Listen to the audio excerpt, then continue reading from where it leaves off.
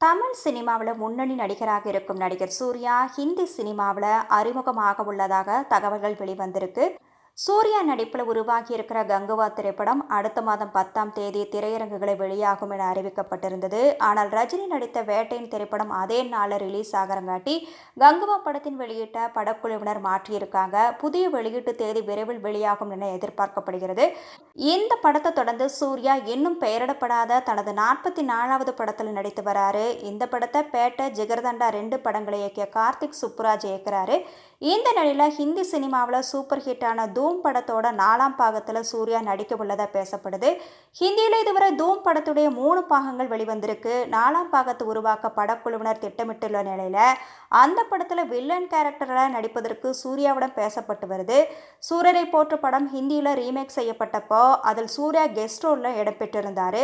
தூம் 4ஆம் படத்தின் மூலம் அவர் முறையாக ஹிந்தி சினிமாவில் அறிமுகம் ஆவார் அப்படின்னு ஹிந்தி திரையுலகில் பேசப்படுது.